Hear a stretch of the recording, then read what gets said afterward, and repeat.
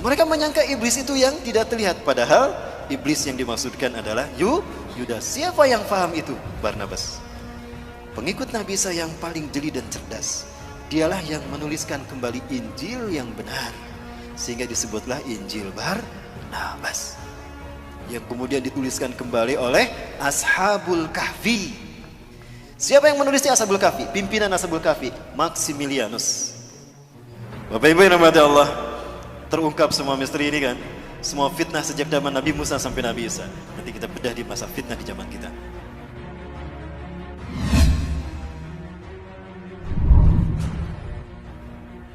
Dia Dajjal.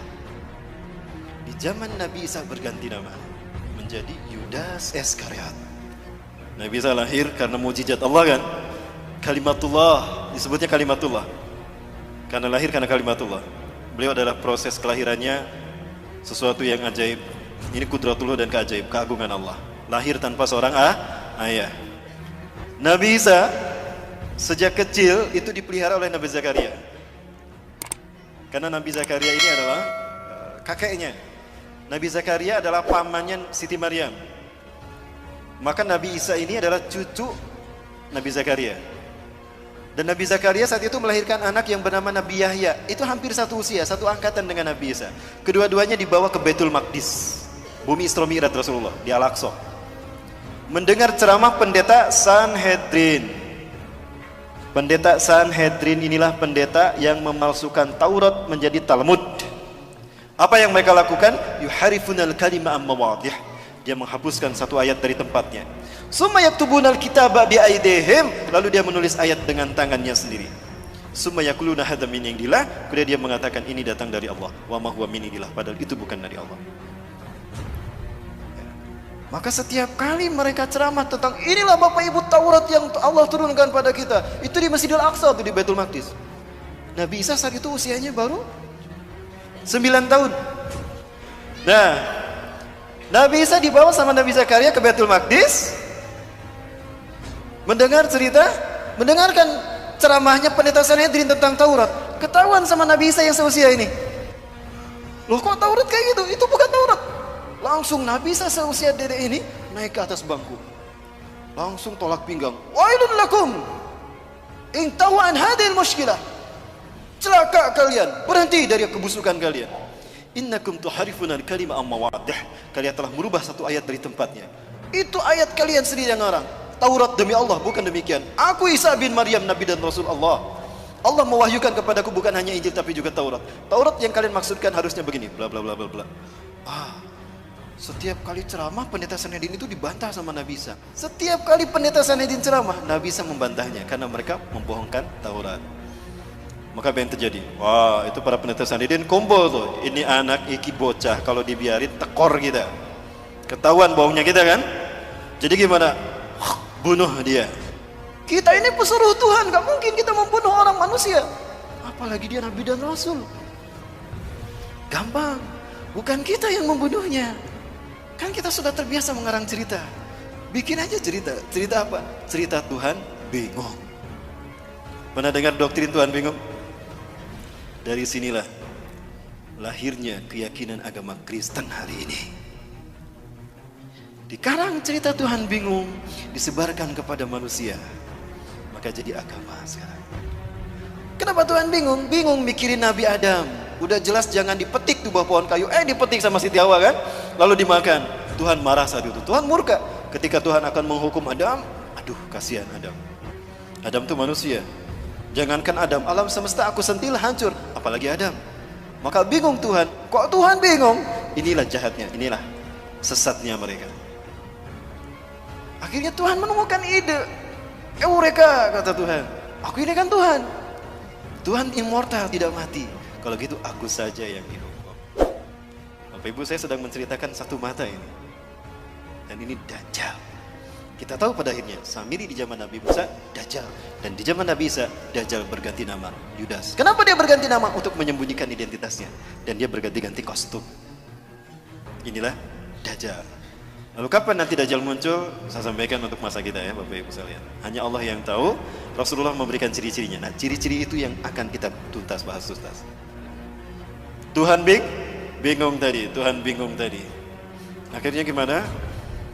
Aku kan Tuhan, aku tidak mati. Kalau gitu aku saja yang menggantikan Adam, jangan Adam yang dihukum. Jibril, sini Jibril. Catat Jibril, bikin maklumat Tuhan. Baik Tuhan, Jibril buka laptop, ketik tuh maklumat Tuhan ;2. Sampun Tuhan. Tulis Jibril, nomor 1, Tuhan menjelma menjadi manusia. Ilahul mubasyar. Baik Tuhan, maklumat Tuhan ;2, nomor 1, Tuhan menjelma menjadi manusia.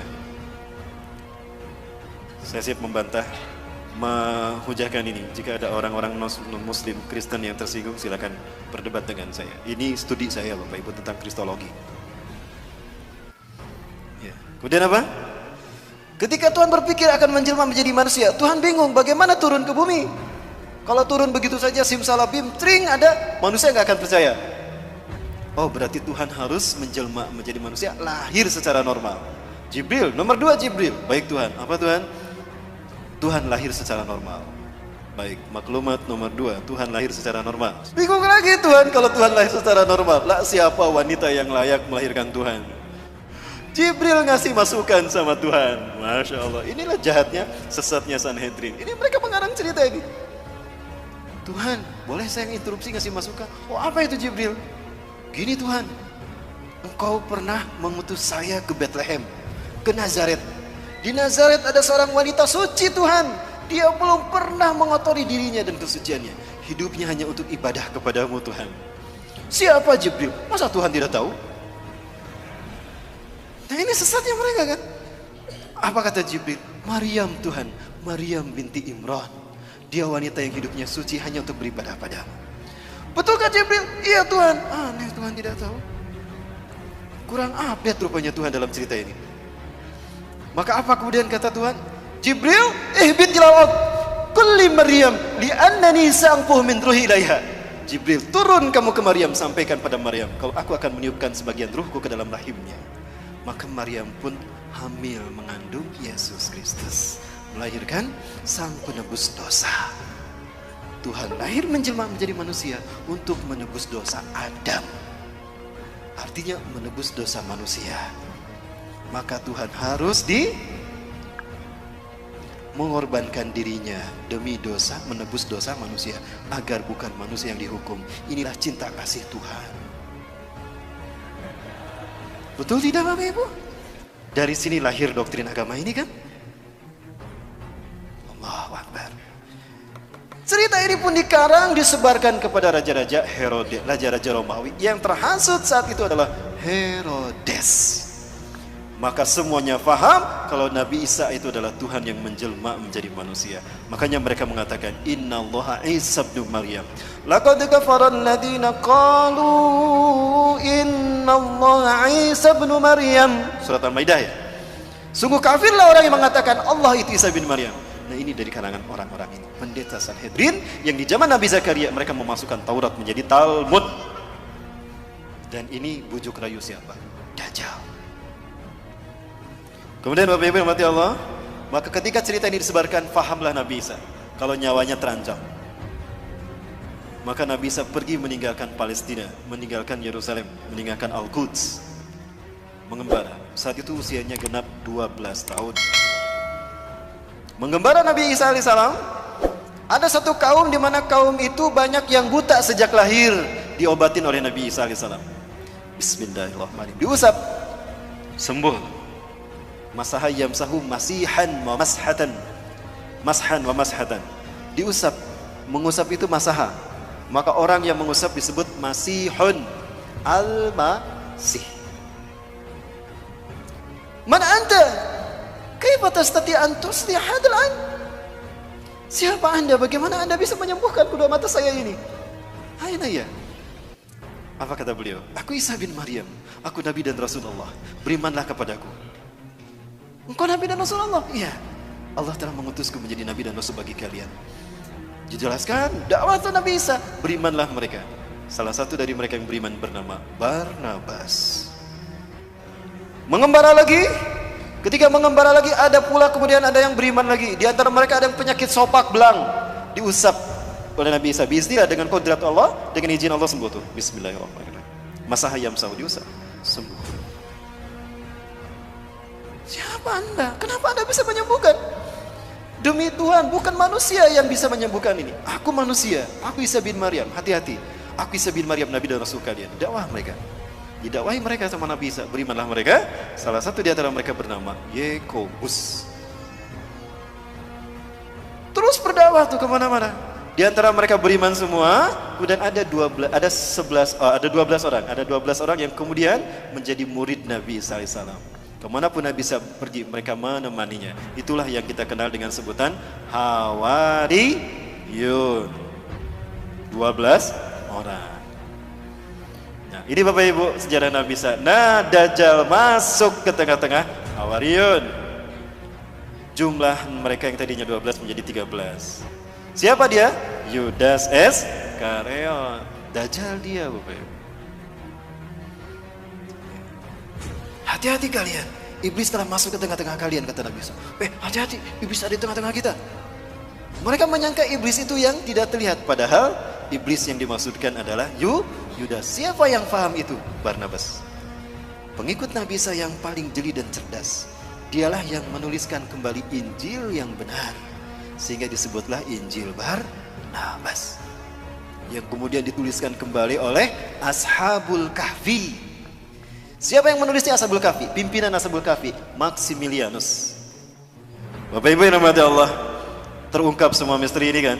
Semua fitnah sejak zaman Nabi Musa sampai Nabi Isa. Nanti kita bedah di masa fitnah di zaman kita. Di zaman Nabi Muhammad ada sosok yang diduga Dajjal. Dia bernama Ibnu Soyad. Ciri-cirinya mirip Dajjal, tapi ternyata dia bukan Dajjal. Rasulullah belum pernah bertemu Dajjal. Yang pernah bertemu dengan Dajjal adalah Tamim Ad-Dari, seorang sahabat dari Persia, sekampung dengan Salman Al-Farisi. Dia adalah seorang pelaut. Dia melihat Dajjal dengan mata kepala sendiri. Ini satu dalil kuat bagi kita bahwa Dajjal itu manusia, bukan Fomeo.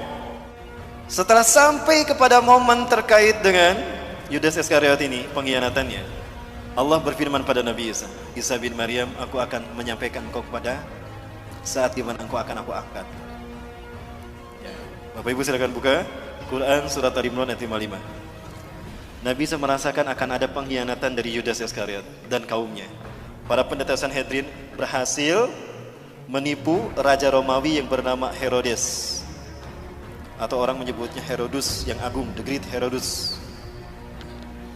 Maka saat itu Herodus dan pasukan Romawi datang mencari-cari Nabi Isa untuk menangkap Nabi Isa dan menyalib Nabi Isa alaihissalam.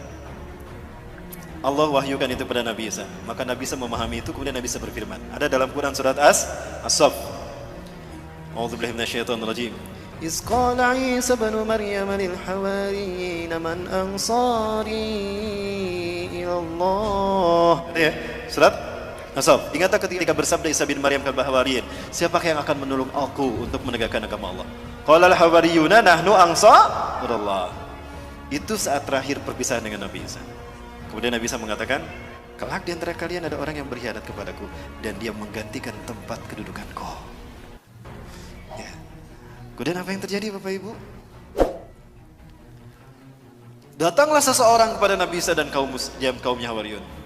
Intabi'u antum, intabi'u antum.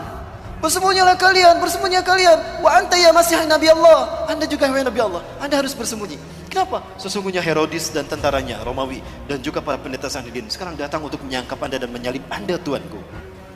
Maka Nabi Isa kemudian memerintahkan kaumnya bersembunyi, termasuk Nabi Isa pun bersembunyi. Bersembunyilah semuanya.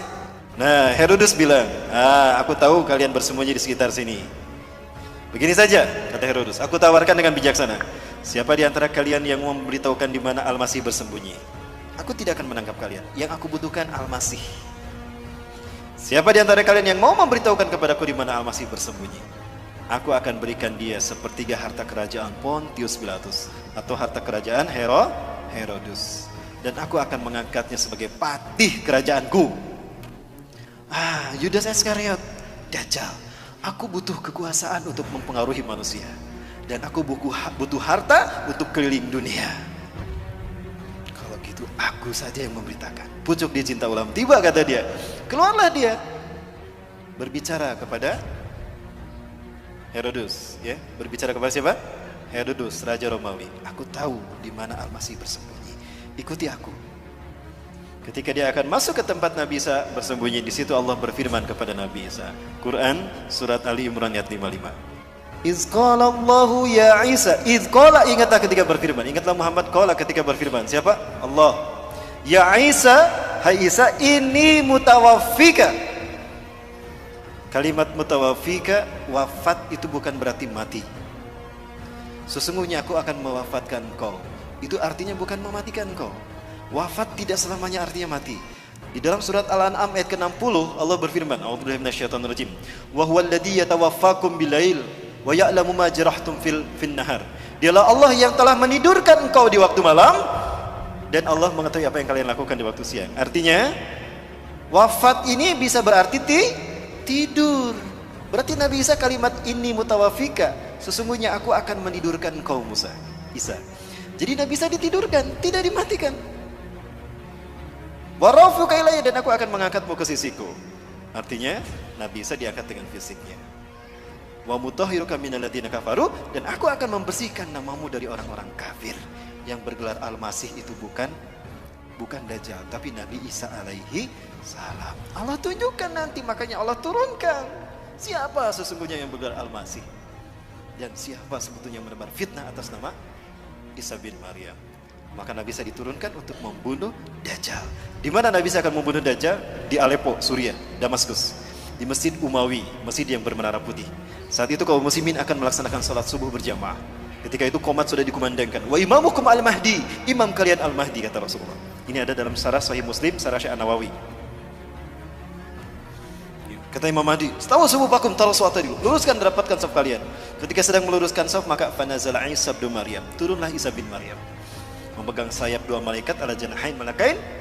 Apabila melihat ke bawah berjatuhan air tanda beliau telah berwudu.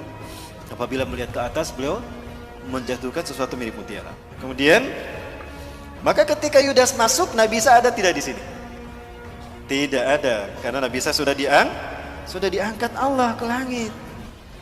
Maka ketika Yudas masuk, ditemukan nggak Nabi Isa? Tidak ada. Nah, ketika dia di dalam, dia mengalami apa yang Allah bahas dalam Quran surat An-Nisa ayat 157. Wa qalihim inna qatalnal masih Isa ibn Maryam Rasulullah. Wa ma qataluhu wa ma salabuhu. Ya. Mereka tidak membunuhnya, kata Allah. Berarti mati tidak? Tidak kan, tidak dibunuh. Wa ma salabuhu, dan tidak pula menyalibnya. Berarti siapa yang disalib? Yudas Iskariot. Bapak Ibu, kalau di dalam salibnya Katolik itu biasanya ada tulisan INRI. Ada yang mualaf di sini? Ya, ada tulisan INRI. Ini pakai huruf ya. Kalau ditanyakan pada orang-orang non muslim itu, apa arti kata INRI? Saya pernah melakukan. Bertanya kepada seseorang yang mualaf, saya punya jamaah, sahabat, dia sudah masuk Islam. Ketika itu saya tanya, antum tahu apa arti kata INRI? Oh, itu singkatan Yesus orang Nazaret, Raja Yahudi. Oh, bukan. INRI itu artinya bukan itu, tapi INRI itu artinya penjelmaan. Ketika Yudas masuk ke dalam, Nabi Isa sudah tidak ada. Pelangga-pelongo dia, loh, kemana Isa? Tadi di sini. Disitulah Allah merubah wajah dan tubuhnya. Allah merubah Yudas Iskariot menjadi Isa bin Maryam. Mereka tidak membunuh Isa bin Maryam dan tidak punya menyalibnya, tetapi mereka diserupakan. Tetapi dia diserupakan oleh Allah untuk Isa bin Maryam. Ya. Maka Yudas dirubah menjadi Nabi Isa. Maka ketika Yudas keluar, siapa yang ditangkap oleh Herodes? Si Yudas. Loh, kok aku yang ditangkap? Lastu Isa, anak Yudas ali dia dulu kumilai. Kok aku yang ditangkap? Aku bukan Isa, aku Yudas yang menunjukkan kamu tadi. Terus meneng baik, wah Isa kok. Lewat wajah lu, wajah Isa. Suaramu itu suara Isa tuh. Loh, kok aku yang disalib? Ditangkaplah dia, kemudian disalib. Ketika disalib, ditidurkan, dipaku kaki dan tangannya. Dia melihat Nabi Isa diangkat ke langit. Ini bukti kalau Nabi Isa diangkat dengan fisiknya. Maka dia berkata, Eli Eli lama sabakhtani, ada dalam Bible. Tuhanku, Tuhanku, Tuhanku, Tuhanku, kenapa kau tinggalkan aku? Eli itu bahasa Ibrani itu Tuhan. Ya, Eli itu apa artinya? Tuhan. Itu di bahasa Ibrani, di Romawi sana. Nah, jadi siapa yang disalib? Nabi Isa apa Yudas? Yudas Iskariot. Nah, Paham Barnabas apa yang dikatakan oleh Nabi Isa, kelak di antara kalian ada orang yang berkhianat kepadaku. Dia menggantikan tempat kedudukanku. Ya, di mana? Dia berkhianat karena memberitahukan di mana Nabi Isa bersembunyi kan, dan menggantikan Nabi Isa di tiang salib. Barnabas yakin dia Dajjal. Dia ingin membuktikan kalau dia Dajjal atau bukan. Diam-diam setelah 3 hari 3 malam, malam hari tanpa ada yang tahu, Barnabas menggali kuburannya Yudas. Sebelum digali, Allah kembalikan wajahnya menjadi wajah Yudas kembali dari wajah Nabi Isa. Pergantian wajah ini mengakibatkan adanya pancaran cahaya yang nempel di kain kafan. Maka lihat wajah-wajah Yesus seluruh dunia, sama kan? Itu dari sumbernya dari kain kafan. Wajah Nabi Isa dikembalikan kepada wajah Yudas, itu menembakkan ke kain kafan, ya. Maka darahnya itu nempel di kain kafan. The Sword from Turin, sampai sekarang masih ada kain kafannya, saya pernah melihat itu. Sekarang ada di Italia, ya, di Turin, Italia. Itulah kenapa wajah Yesus seluruh dunia sama. Ya, ketika digali, apa yang terjadi? Masih hidup. Sebelum dikubur, saya ingin menyampaikan sesuatu terkait dengan Dajjal. Kalau Yudas ini adalah Dajjal. Kenapa saya meyakini kalau Yudas Iskariot adalah Dajjal? Hadis Rasulullah SAW. Tidaklah Allah mengutus seorang nabi pun sejak Allah menciptakan langit dan bumi, menciptakan Adam sampai hari kiamat, melainkan ada satu fitnah yang terburuk, fitnah Dajjal. Sebagaimana para nabi mengingatkan kaumnya tentang Dajjal, dan sebagaimana Nuh mengingatkan kaumnya tentang Dajjal, hati-hati dengan fitnah Dajjal. Hari ini akan aku katakan kepada kalian, sa'aqulu lakum ma lam yaqulhu min qabl. Aku akan mengatakan kepada kalian sesuatu yang para nabi dan rasul belum mengatakannya. Apa itu? Innahu a'war wallahu laisa bi'awar. Sesungguhnya dia a'war. Banyak yang menerjemahkan buta.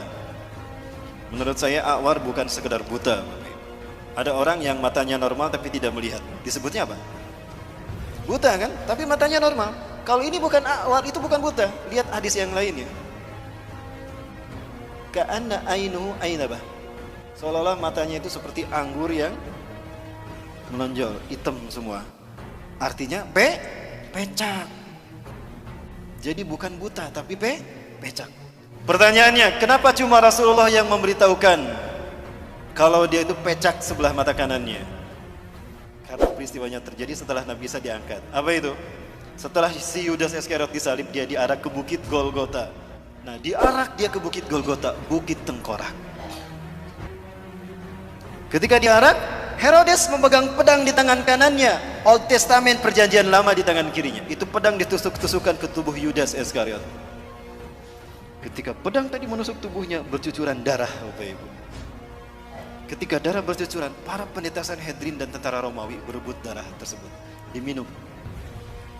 Itu rukun ke-5 agama Kristen. Ekaristi Holy Water, rukun meminum air suci. Kenapa mereka meminum darah itu? Karena mereka meyakini kalau ada bagian tubuh Yesus bercampur dalam tubuh mereka, mereka tidak akan pernah masuk neraka. Mereka akan masuk surga. Jika ada tubuh Yesus bersatu dengan mereka, maka darah mereka diminum. Itu menjadi rukun ke-5 agama Kristen. Ekaristi Holy Water. Kalau Bapak Ibu masuk ke dalam gereja, ada patung Bunda Maria atau patung Yesus, di depannya ada seloki, ada air warna merah darah. Banyak tuh pedang yang menusuk tubuhnya, dagingnya terkelupas, darah dagingnya diambil dimakan. Rukun ke-3 agama Kristen, Ekaristi Gusti Kudus. Selesai kebaktian, mereka berbaris untuk keluar, pendeta pastor pegang nampan di depannya kan, bagi-bagi kue kecil. Nah, salah satu tusukan pedang itu menusuk mata kanan Yudas Iskariot. Inilah yang Rasulullah katakan, hari ini aku akan beritakan pada kalian sesuatu tentang Dajjal yang para nabi belum memberitahukannya. Dia itu pecak sebelah mata kanannya, dan Allah tidak pecak. Kenapa cuma Rasul yang memberitahukan? Karena hilangnya mata kanan Dajjal, rusaknya mata kanan Dajjal terjadi setelah Nabi Isa diangkat. Jadi siapa yang memberitahukan kepada umat manusia berikutnya? Nabi Muhammad SAW. Jadi siapa yang disalib? Yudas atau alias Dajjal. Orang Kristen pun yakin dia akan turun. Bapak Ibu, di HP saya ada tayangan dalam bahasa Inggris. Ternyata mereka sudah yakin betul bahwa Tuhan yang mereka sembah itu salah. Bahwa Tuhan yang mereka sembah itu ternyata adalah dalam menurut umat Islam. Dan mereka yakin sebentar lagi Isa yang sesungguhnya, the truth, Al-Masih will come to kill this antichrist. Itu kata mereka. Saya tunjukkan ini adalah masjid yang menjadi tempat pertemuan Nabi Isa alaihissalam dengan Dajjal. Rasulullah SAW menyebutkan saat itu kaum muslimin akan melaksanakan salat subuh. Wa imamukum al-mahdi, dan imam kalian adalah al-mahdi. Ketika qomat tadi kan Nabi Isa turun ya. Nah, Nabi Isa turun. Di mana turunnya? Di masjid Indal Manaratil Bayda, di masjid bermenara putih Syarqiyah Damaskus, di Damaskus Timur. Ketika Nabi Isa turun, kata Imam Mahdi, "Ta'ali Nabi Allah, salilana." Mari Kanjeng Nabi, imami kami salat. Imam Mahdi mundur. Ternyata Nabi Isa tidak mau jadi imam salat. Didorong tuh Imam Mahdi oleh Nabi Isa. La taqaddam hadhihi uqimat laks. Tukramatullah ala hadhil ummah inna ba'dakum li ba'din umara. Tidak, qomat ini untuk Anda. Maju ke depan. Andalah imam mereka. Karena sebagian dari kalian ada pemimpin sebagian lain. Inilah kemudian Allah berikan pada umat ini. Allahu Akbar. Nabi Isa salat di belakang Imam Mahdi. Apakah Imam Mahdi lebih mulia dari Nabi Isa? Tidak. Pelajari Quran surat Ali Imran 8182. Itu jawaban kenapa Nabi Isa tidak mau menjadi imam salat. Selesai melaksanakan salat berjamaah subuh, imamnya Imam Mahdi, apa kata Nabi Isa? Iftahil bab, buka pintu masjid itu. Ketika dibuka pintu masjid ini, ternyata tampaklah Dajjal dengan 70.000 Yahudi Isfahan, dari lembah Isfahan, Iran. Inilah kenapa Iran menjadi Syiah, karena Syiah ciptaan Dajjal. Begitu dibukakan, kaget Dajjal ketika ada Nabi Isa di dalam. Aduh, malaikat maut sudah datang. Merinding dia, kata Rasulullah. Mencair dia seperti garam yang terkena air. Rasulullah menyebutkan, harumnya tubuh Nabi Isa tercium sampai sejauh mata memandang. Dan jika orang yahusumul kafirun matu baktatan. Jika orang kafir mencium bau harumnya Nabi Isa, tubuhnya maka mati seketika. Itu barisan depannya mati semua, plak, mati. Sisanya mereka lari tunggang langgang. Dajjal sendiri itu merinding dia. Lari dari Aleppo, lari ke Israel, Bapak Ibu. Cepat dia larinya. Begitu lari ke barat ada Nabi Isa. Aduh, ada Nabi Isa. Lari ke timur ada Nabi Isa. Lari ke utara ada Nabi Isa. Dia bingung melarikan diri kemana. Saking takutnya dia, mencair tubuhnya. Artinya deras mengalir keringatnya. Maka di pintu Ludlah Nabi Isa menemukan Yudas Iskariot alias Dajjal. Di pintu Lut, kata Rasulullah dalam hadis riwayat Imam At-Tirmidzi, Dajjal terdampar, tidak bisa melarikan diri. Dibunuhlah oleh Nabi Isa alaihissalam. Ya, kemudian di pintu Lut lah dia terdampar. Di mana pintu Lut itu? Pintu Lut adalah tempat di mana Dajjal dibunuh Nabi Isa. Ini kata Rasulullah di dalam hadis riwayat Imam Al-Hakim dalam kitab Al-Mustadraknya. Isa bin Maryam akan membunuh Dajjal di gerbang Lut. Yaqtulu Isa bin Maryam ad-Dajjal bi Babiludin. Ya, hadis riwayat Imam At-Tirmidzi dalam kitab Mustadrak juz ke-4 halaman 105. Seperti apa pintu Lut di mana Nabi Isa membunuh Dajjal? Ini dia. Inilah pintu Lutnya. Subhanallah. Di Lut itu sekarang 13 mil timur Tel Aviv. Bapak Ibu kalau umroh plus Aqsa, saya biasa membawa jamaah ke Tel Aviv. Tapi kita tidak bisa masuk ke dalam karena ada pangkalan militer Angkatan Udara Israel. Bapak Ibu rahmatullah, pertanyaannya, kapan itu terjadi? Baik, kapan itu terjadi Bapak Ibu? Mau kita bahas angkanya? Kita hitung angkanya. Kapan Dajjal muncul kata Rasulullah? Baik, kita bahas dulu angkanya Bapak Ibu. Ini hadis Rasulullah. Sayati Dajjal ilal Madinah wa yattabi'unahu sab'una alf al-yahud min wadi Isfahan ala jabhatil farsh. Dajjal akan datang diikuti oleh 70.000 orang Yahudi dari lembah Isfahan Iran menggunakan jubah Persia. Saat itu Dajjal akan memasuki Madinah. Baik, selesai. Dajjal akan tiba memasuki Madinah wa huwa mani'un min duhuliya, tapi dia terlalang memasuki Madinah. Kenapa? Li'anna likulli babin bawabati Madinah lahu malakan. Karena di dalam Madinah setiap pintu gerbang Madinah itu dijaga oleh 2 malaikat. Ala sihamihim, dengan panah mereka masing-masing. Dengan panah mereka masing-masing. Satu langkah Dajjal masuk ke Madinah, dipanah, mati dia. Maka fayamkusu kharijal Madinah. Dajjal takut dibunuh, maka dia tinggal di luar Madinah. Kemudian dia naik ke sebuah bukit, yang bergaram tadi kata Rasulullah. Bapak Ibu kalau ke Madinah biasa diajak jalan-jalan ke Masjid Qiblatain. Gitu ya. Nah, di belakang Masjid Qiblatain itulah bukit yang akan dinaiki Dajjal. Ini bukitnya nih. Inilah gunung yang akan dinaiki Dajjal. Inna Dajjal sayas'adul jabala, summa yatawajjah ila jihatil Madinah, summa yaqulu liman tabi'ah. Dajjal akan naik ke bukit yang bergaram kata Rasulullah. Lalu dia mengarahkan badannya, wajahnya ke arah masjid, ke arah Madinah. Lalu dia berkata, "Ara'aitum dalikal kisral abyad?" Apakah kalian melihat istana putih itu? Dalika Masjid Ahmad. Apakah kalian melihat istana putih itu? Itu adalah masjidnya Ahmad. Artinya apa? Ketika Dajjal datang, Masjid Nabawi terlihat putih seperti istana. Pertanyaannya, hari ini Masjid Nabawi berwarna apa? Lihat aja ini kan Masjid Nabawi nih.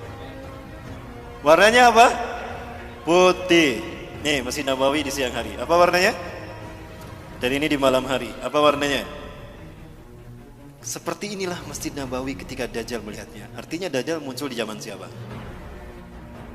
Zaman kita kan? Baik, yang kedua. Sayati al-Masjid Dajjal wa huwa mani'un min dukhulil Madinah. Wa laha sab'atu abwab. Dajjal akan datang ke Madinah. Saat itu Madinah punya 7 pintu gerbang. Yang setiap gerbangnya dijaga dua malaikat dengan panah mereka. Pertanyaannya, hari ini Madinah berapa pintu gerbangnya? Kata Rasulullah, kalau pintu gerbang Madinah sudah ada 7, itu hari di mana Dajjal akan datang. Pinten Bu? Sudah 7. Hari ini Madinah sudah punya 7 pintu gerbang. Jadi Dajjal muncul di zaman siapa? Baik Bapak Ibu. Peristiwa tadi, sholat berjamaah subuh lalu Nabi Isa turun dan Dajjal Allah pertemukan dengan Nabi Isa. Lalu Nabi Isa membunuh Dajjal. Di pintu Lut tadi Nabi Isa membunuh Dajjal. Kamu yang menuduh saya Tuhan. Terus cabut lagi. Padahal kamu adalah makhluk terkutuk. Terus. Oh, gitu Dajjal. Menyakitkan sekali. Begitu dahsyat, hebat dan kuatnya Nabi Isa membunuh Dajjal. Sampai darahnya terciprat pada pasukannya. Kapan itu terjadi? Baik, kita hitung ya. Hanya Allah yang tahu, tapi Rasulullah memberikan kisi-kisi pada kita. 100 tahun sekali Allah akan membangkitkan seorang mujadid reformis. Bukan Nabi, bukan Rasul, tapi mujadid yang tugasnya satu, membersihkan Islam dari ajaran sesat. Islam bersih sebagaimana Rasulullah dan para sahabat dulu. Kemudian Imam Mahdi ini, mujadid ini akan membuat Islam memimpin dunia. Seluruh dunia akan dipimpin oleh Islam. Itu 100 tahun sekali terjadinya setelah Rasulullah wafat. Pertanyaannya, abad kejadian Islam sebelum kita siapa? Turki Utsmani. Turki Utsmani berakhir di tahun berapa? 1924. Baik, andaikan ini abad kejayaan Islam sebelum kita. Sepakat ini abad kejayaan Islam sebelum kita? Tambah 100, berapa? Berapa? 2024. Saiki tahun pinten Mas? 2019. Berapa tahun lagi? 5 tahun lagi. 5 tahun lagi? Berarti ini adalah tahun tersulit bagi kita tinggal di muka bumi. Bapak Ibu sekalian, 5 tahun ini saya potong menjadi 3. Kenapa 3? Ini kata Rasulullah dari hadis riwayat Abi Umamah. Betulkah 3 tahun lagi? Nantikan di episode yang akan datang. Barangkali itu dulu Bapak Ibu yang dapat saya sampaikan, lebih dan kurangnya mohon maaf. Yang benar dari Allah, yang salah ada kelipan saya pribadi dan saya beristighfar, astagfirullahaladzim. Ya, terima kasih Bapak Ibu. Hadanallahu wa yakum asmin wa minkum. Assalamualaikum warahmatullahi wabarakatuh.